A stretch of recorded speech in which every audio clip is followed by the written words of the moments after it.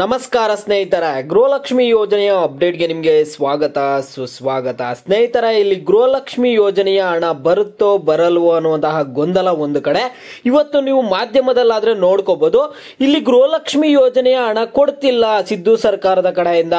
ಕೈ ಕೊಡ್ತಿರುವಂತಹ ಸಿದ್ದು ಸರ್ಕಾರ ಇಲ್ಲಿ ಗೃಹಲಕ್ಷ್ಮಿಯರಿಗೆ ಅನ್ನುವಂಥದ್ದನ್ನ ನೀವು ನೋಡೇ ಇರ್ತೀರಾ. ಮಾಧ್ಯಮದಲ್ಲೆಲ್ಲ ಡಿಸ್ಕಷನ್ ನಡೀತಾನೆ ಇತ್ತು. ಸ್ನೇಹಿತರ, ಇಲ್ಲಿ ಗೃಹಲಕ್ಷ್ಮಿ ಯೋಜನೆಯ ಹಣ ಆದ್ರೆ ಜಮಾ ಮಾಡ್ತಿಲ್ಲ. ಈ ಕುರಿತು ಹೆಚ್ಚಿನ ಮಾಹಿತಿ ಆದ್ರೆ ನಿಮಗೆ ಈ ವಿಡಿಯೋದಲ್ಲಿ ನೀಡ್ತಾ ಹೋಗ್ತೀನಿ. ಎಲ್ಲರೂ ವಿಡಿಯೋ ಕೊನೆವರೆಗೂ ನೋಡಿ. ಅದಕ್ಕೆ ಮುಂಚೆ ಯಾರು ಚಾನಲ್ಗಿನ್ನೂ ಸಬ್ಸ್ಕ್ರೈಬ್ ಮಾಡ್ಕೊಂಡಿಲ್ಲ, ಈಗಲೇ ಚಾನಲ್ಗೆ ಪಟ್ ಅಂತ ಸಬ್ಸ್ಕ್ರೈಬ್ ಮಾಡ್ಕೊಳ್ಳಿ. ಮತ್ತೆ ವಿಡಿಯೋಗೊಂದು ಲೈಕ್ ಆದ್ರೆ ಕೊಡಿ. ನೀವು ಕೂಡ ಸಬ್ಸ್ಕ್ರೈಬ್ ಲೈಕ್ ಇಂದ ನಿಮ್ಗೆ ಇದೇ ರೀತಿ ಕಂಟಿನ್ಯೂಸ್ ಅಪ್ಡೇಟ್ಸ್ ಆದ್ರೆ ಸಿಗ್ತಿರುತ್ತೆ. ಈಗಾಗಲೇ ಯಾರು ಸಬ್ಸ್ಕ್ರೈಬ್ ಲೈಕ್ ಮಾಡಿ ವಿಡಿಯೋ ನೋಡ್ತಿದ್ದೀರೋ ಎಲ್ಲರಿಗೂ ನನ್ನ ಒಂದು ಹೃದಯ ಪೂರ್ವಕ ಧನ್ಯವಾದಗಳು. ಸ್ನೇಹಿತರ, ಇಲ್ಲಿ ನೀವು ನೋಡ್ಕೊಳ್ಳೋದಾದ್ರೆ ಇಲ್ಲಿ 1,21,00,000 ಮಹಿಳೆಯರಿಗಾದ್ರೆ ಇಲ್ಲಿ ಗೃಹಲಕ್ಷ್ಮಿ ಯೋಜನೆಯ ಹಣ ಜಮಾ ಮಾಡಬೇಕು. ಇಲ್ಲಿ ಕಳೆದ 2 ತಿಂಗಳಿನಿಂದ ಗೃಹಲಕ್ಷ್ಮಿ ಯೋಜನೆಯ ಹಣ ಆದ್ರೆ ಜಮಾ ಆಗ್ತಿಲ್ಲ. ಇಲ್ಲಿ ಏನ್ ಅಂದ್ರೆ 2,430 ಕೋಟಿ ಬೇಕಾಗುತ್ತೆ. ಒಂದು ಗೃಹಲಕ್ಷ್ಮಿ ಯೋಜನೆ ಕೊಡೋದಕ್ಕೆ ಮಾತ್ರನೇ ಒಂದು ತಿಂಗಳಿಗೆ ಸರ್ಕಾರಕ್ಕೆ 2,430 ಕೋಟಿ ಬೇಕು. ಮತ್ತೆ ಇನ್ನು ಬೇರೆ ಬೇರೆ ಯೋಜನೆಗಳಿಗೆಲ್ಲ ಹಣ ಬೇಕಾಗುತ್ತೆ. ಉಚಿತ ಬಸ್ ಹಣ ಬೇಕು, ಉಚಿತ ಕರೆಂಟ್ ಹಣ ಬೇಕು, ಮತ್ತೆ ಯುವ ನಿಧಿ ಯೋಜನೆಗೆ ಹಣ ಬೇಕಾಗುತ್ತೆ, ಅನ್ನಭಾಗ್ಯ ಯೋಜನೆ ಕೊಡೋದಕ್ಕೆ ಹಣ ಬೇಕಾಗುತ್ತೆ. ಇಲ್ಲಿ ಗೃಹಲಕ್ಷ್ಮಿ ಯೋಜನೆಗೆ ಮಾತ್ರನೇ ಸರ್ಕಾರಕ್ಕೆ ಒಂದು ತಿಂಗಳಿಗೆ 2,430 ಕೋಟಿ ಬೇಕಾಗುತ್ತೆ. ಸ್ನೇಹಿತರೆ, ಈಗ ಎಲ್ಲರೂ ಹೇಳ್ತಿರುವಂತಹ ಪ್ರಕಾರ, ಎಲ್ಲಾ ಸೋರ್ಸ್ ಕಡೆಯಿಂದ ಬರ್ತಿರುವಂತಹ ಇನ್ಫಾರ್ಮೇಶನ್ ಪ್ರಕಾರ ಸರ್ಕಾರದ ಬಳಿ ಹಣನೇ ಇಲ್ಲ. ಯಾವ ರೀತಿ ಹಣ ಕೊಡ್ತಾರೆ ಹೇಳಿ? ಓಕೆನಾ, ಸರ್ಕಾರದ ಬಳಿ ಹಣನೇ ಇಲ್ಲ. ಈಗ 2 ತಿಂಗಳ ಹಣನು ಕೊಡ್ಬೇಕಂದ್ರೆ ಹತ್ರ 5,000 ಕೋಟಿ ಹಣ ಆದ್ರೆ ಕೊಡ್ಬೇಕಾಗುತ್ತೆ. ಸ್ನೇಹಿತರೆ, ಎಲ್ಲಿಂದ ಸರ್ಕಾರಕ್ಕೆ ಹಣ ಬರುತ್ತೆ? ಇದೇ ಒಂದು ಪ್ರಶ್ನೆ ಆಗಿದೆ, ದೊಡ್ಡ ಪ್ರಶ್ನೆ. ಈಗ ಸರ್ಕಾರದ ಬಳಿ ಹಣ ಇಲ್ಲ. ಈಗ ಬೇರೆ ಎಲ್ಲ ಬೆಲೆ ಏರಿಕೆ ಎಲ್ಲ ಮಾಡಿದ್ದಾರೆ. ಹಾಲಿನ ಬೆಲೆ ಏರಿಕೆ ಮಾಡಿದ್ದಾರೆ, ಪೆಟ್ರೋಲ್ ಡೀಸೆಲ್ ಬೆಲೆ ಏರಿಕೆ ಮಾಡಿದ್ದಾರೆ. ಈ ಕೆಲವರೆಲ್ಲ ಕಾಮೆಂಟ್ ಮಾಡಿ ಹೇಳ್ತಾನೆ ಇದ್ರು, ತರಕಾರಿ ಬೆಲೆ ಕೂಡ ಏರಿಕೆ ಆಗಿದೆ. ಬೆಲೆ ಏರಿಕೆ ಆಗ್ತಾನೆ ಇದೆ ದಿನನಿತ್ಯ. ಆದ್ರೂ ಇಲ್ಲಿ ಏನಾಗ್ತಿದೆ ಅಂದ್ರೆ ಗೃಹಲಕ್ಷ್ಮಿ ಯೋಜನೆ ಹಣ ಕೊಡೋದಕ್ಕೆ ಸರ್ಕಾರದ ಬಳಿ ಹಣ ಸಾಕಾಗ್ತಿಲ್ಲ. ನೋಡಿ, ಈಗ ಒಂದು ತಿಂಗಳಿಗೆನೆ 2,430 ಕೋಟಿ ಬೇಕು. ಅದರಿಂದ ಈಗ ಮಾಧ್ಯಮದವರೆಲ್ಲ ಹೇಳ್ತಿರೋದೇನಂದ್ರೆ, ನಾವು ಫಸ್ಟೇ ಹೇಳಿದ್ವಿ, ಈಗ ಸರ್ಕಾರದ ಕಡೆಯಿಂದ ಹಣ ಎಲ್ಲಿ ಅವರು ಹಣ ರೆಡಿ ಮಾಡ್ತಾರೆ ಗೃಹಲಕ್ಷ್ಮಿ ಅವ್ರಿಗೆ ಹಣ ಕೊಡೋದಕ್ಕೆ ಅಂತ ನಾವು ಮೊದ್ಲು ಹೇಳಿದ್ವಿ. ಆದ್ರೆ ನಾವೆಲ್ಲ ನಮ್ಮ ಸರ್ಕಾರವನ್ನು ವಿರೋಧ ಮಾಡ್ತಿದ್ದಾರೆ ಅಂತ ಎಲ್ಲ ಹೇಳ್ತಿದ್ರು ಅನ್ಬಿಟ್ಟು ಮಾಧ್ಯಮದವರು ಇವತ್ತು ಹೇಳಿದ್ದಾರೆ. ನಾವು ಮೊದಲೇ ಹೇಳ್ತಿದ್ವಿ, ಸರ್ಕಾರ ಎಲ್ಲಿ ರೆಡಿ ಮಾಡುತ್ತೆ ಇಷ್ಟೊಂದು ದುಡ್ಡನ್ನ ಅಂತ.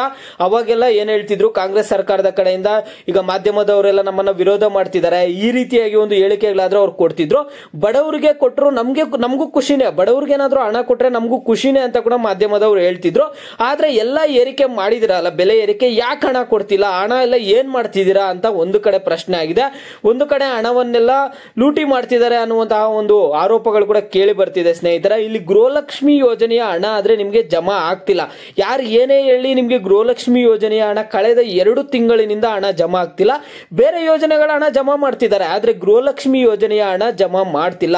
ಕೆಲವರು ಮಹಿಳೆಯರು ಮಾಧ್ಯಮದವರು ಹೋಗಿ ಮಹಿಳೆಯರ ಹತ್ರನೇ ಮಾತನಾಡಿದಾಗ ಅವ್ರು ಹೇಳ್ತಿರುವಂತದ್ದು ಏನಂದ್ರೆ, ಮೇ ತಿಂಗಳಿನ ಹಣ ಕೂಡ ನಮಗೆ ಬಂದಿಲ್ಲ, ಕಳೆದ 3 ತಿಂಗಳಿನ ಹಣ ಬಂದಿಲ್ಲ ಅಂತ ಕೆಲವರು ಮಹಿಳೆಯರಾದ್ರೆ ಹೇಳ್ತಿದ್ದಾರೆ ಅಂತೆ. ಇನ್ನು ಕೆಲವರು ಆಕ್ರೋಶ ಆದ್ರೆ ವ್ಯಕ್ತಪಡಿಸ್ತಿದ್ದಾರೆ. ಇನ್ನು ಕೆಲವರು ಮಹಿಳೆಯರು ಇಡೀ ಶಾಪ ಆದ್ರೆ ಆಗ್ತಿದ್ದಾರೆ. ಓಂ ಶ್ರೀ ಕೊಲ್ಲೂರು ಮೂಕಾಂಬಿಕಾ ಜ್ಯೋತಿಷ್ಯರು ಪ್ರೀತಿಯಲ್ಲಿ ಕಿರಿಕಿರಿ, ಮದುವೆ ಸಮಸ್ಯೆ, ಗಂಡ ಹೆಂಡತಿ ಕಿರಿಕಿರಿ, ಅತ್ತೆ ಸೊಸೆ ಜಗಳ, ಶತ್ರುಗಳ ನಾಶ, ಮಹಿಳೆಯರ ಗುಪ್ತ ಸಮಸ್ಯೆಗೆ ವಿಶೇಷ ಪರಿಹಾರ ಆದ್ರೆ ಮಾಡಿಕೊಡ್ತಾರೆ.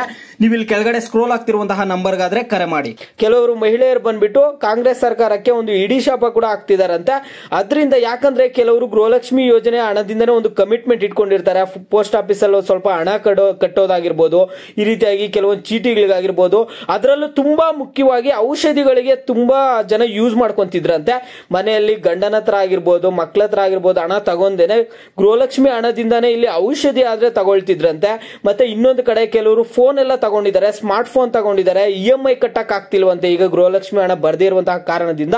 ಇವರು ಗ್ಯಾರಂಟಿ ಯೋಜನೆ ಕೊಡದೇ ಇದ್ದಿದ್ರು ಚೆನ್ನಾಗಿರ್ತಿತ್ತು. ಫಸ್ಟ್ ಆಸೆ ಕೊಟ್ಟು ಇಲ್ಲಿ ನಾವು ಒಂದು ಹಣಕ್ಕೆ ಒಂದು ಕಮಿಟ್ಮೆಂಟ್ ಇಟ್ಕೊಂಡಾಗ ಇಲ್ಲಿ ಗೃಹಲಕ್ಷ್ಮಿ ಯೋಜನೆಯ ಹಣವನ್ನ ರದ್ದು ಮಾಡ್ತಿದ್ದಾರೆ, ನಮಗೆ ಜಮಾ ಮಾಡ್ತಿಲ್ಲ ಅಂತ ಹೇಳ್ತಿದ್ದಾರೆ. ಇದಕ್ಕೆ ಸರ್ಕಾರ ಅಂತೂ ಏನು ರಿಪ್ಲೈ ಕೊಡ್ತಿಲ್ಲ.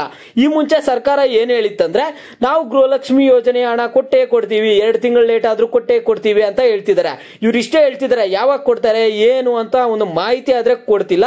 ಲಕ್ಷ್ಮೀ ಹೆಬ್ಬಾಳ್ಕರ್ ಅವ್ರನ್ನ ಮಾಧ್ಯಮದವ್ರು ಕೇಳಿದಾಗ ನಾವು ಆಲ್ರೆಡಿ SC/ST ಮಹಿಳೆಯರಿಗೆ ಹಣ ಜಮಾ ಮಾಡ್ಬಿಟ್ಟಿದೀವಿ, ಇನ್ನೆರಡು ದಿನದಲ್ಲಿ ಹಣ ಜಮಾ ಮಾಡ್ತೀವಿ, ಜುಲೈ 15ನೇ ತಾರೀಕು ಒಳಗಡೆ ಹಣ ಜಮಾ ಮಾಡ್ತೀವಿ, 25ನೇ ತಾರೀಕು ಒಳಗಡೆ ಹಣ ಜಮಾ ಮಾಡ್ತೀವಿ ಅಂತ ಹೇಳ್ತಿದ್ದಾರೆ. ಹೇಳಿಕೆಗಳು ಮಾತ್ರ ಕೊಡ್ತಿದ್ದಾರೆ ಮಾಧ್ಯಮದವರು ಮುಂದ್ಗಡೆ ಬಂದು. ಆದ್ರೆ ಗೃಹಲಕ್ಷ್ಮಿ ಯೋಜನೆಯ ಹಣ ಆದ್ರೆ ಜಮಾ ಮಾಡ್ತಾನೆ ಇಲ್ಲ. ಈಗ ಗೃಹಲಕ್ಷ್ಮಿ 2,000 ಹಣ ಬರುತ್ತೆ ಅನ್ನುವಂತ ಒಂದು ನಂಬಿಕೆ ಆದ್ರೆ ಮಹಿಳೆಯರಲ್ಲಿ ದಿನೇ ದಿನೇ ಹೋಗ್ತಿದೆ. ಹಳ್ಳಿ ಕಡೆ ಎಲ್ಲ ಆಲ್ರೆಡಿ ಒಂದು ಮೈಂಡ್ ಅಲ್ಲಿ ಫಿಕ್ಸ್ ಆಗಿರ್ತಾರೆ ಇನ್ನ ಈ ಒಂದು ಹಣ ಬರಲ್ಲ ಅಂತ. ಯಾಕಂದ್ರೆ ಈಗ ಸರ್ಕಾರ ಇದೇ ರೀತಿ ಮಾಡ್ತಿದೆ. ಈಗ ಸರ್ಕಾರಕ್ಕೆ ಹೇಳ್ತಿರುವಂತದ್ದೇನಂದ್ರೆ ಮಹಿಳೆಯರು ನೀವು ಫಸ್ಟ್ ಆಸೆ ಹುಟ್ಟಿಸಿದ್ರ, ಈಗ 2,000 ಕೊಡ್ತೀರಂತ ಹೇಳಿದ್ರ, ಯಾಕೆ ಕೊಡ್ತಿಲ್ಲ? ಅದೇನು 2,000 ಅವ್ರು ಕೊಡ್ತಾರಂದ್ರು ಅದೇನು ಅವ್ರ ದುಡ್ಡೇನಲ್ಲ, ಎಲ್ಲ ಜನರ ದುಡ್ಡೇನೆ ಅವ್ರು ಕೊಡ್ತಿರುವಂತದ್ದು ನೋಡಿ. ಆದ್ರೂ ಈ ಒಂದು ಹಣ ಜಮಾ ಮಾಡ್ತಿಲ್ಲ. ಏನ್ ಮಾಡ್ತಿದೆ ಈಗ? ಎಲ್ಲ ಏರಿಕೆ ಮಾಡಿದ್ದಾರೆ, ಬೆಲೆ ಏರಿಕೆ ಮಾಡ್ಬಿಟ್ಟು ಆ ದುಡ್ಡನ್ನೆಲ್ಲ ಏನ್ ಮಾಡ್ತಿದ್ದಾರೆ ಅನ್ನುವಂತಹ ಒಂದು ಪ್ರಶ್ನೆಗಳು ಕೂಡ ಇಲ್ಲಿ ಕೇಳಿ ಬರ್ತಿದೆ. ಸ್ನೇಹಿತರೆ, ಇದು ಸದ್ಯ ಮಟ್ಟಕ್ಕೆ ಗೃಹಲಕ್ಷ್ಮಿ ಹಣದ ಕುರಿತು ಆಗ್ತಿರುವಂತಹ ಚರ್ಚೆ. ಈಗ ಕಾಂಗ್ರೆಸ್ ಸರ್ಕಾರ ಈ ರೀತಿಯಾಗಿ ಮಾಡ್ತಿರುವ ಕುರಿತು ನಿಮ್ಮ ಮಹಿಳೆಯರ ಅಭಿಪ್ರಾಯಗಳೇನು? ಎಲ್ಲರ ಅಭಿಪ್ರಾಯ ತುಂಬಾನೇ ಮುಖ್ಯ. ನಿಮ್ಮ ಒಂದು ಅಭಿಪ್ರಾಯಗಳನ್ನ ಪ್ರತಿಯೊಬ್ರು ವಿಡಿಯೋಗೆ ಲೈಕ್ ಮಾಡ್ಬಿಟ್ಟು ಕಾಮೆಂಟ್ ಮುಖಾಂತರ ತಿಳಿಸಿ.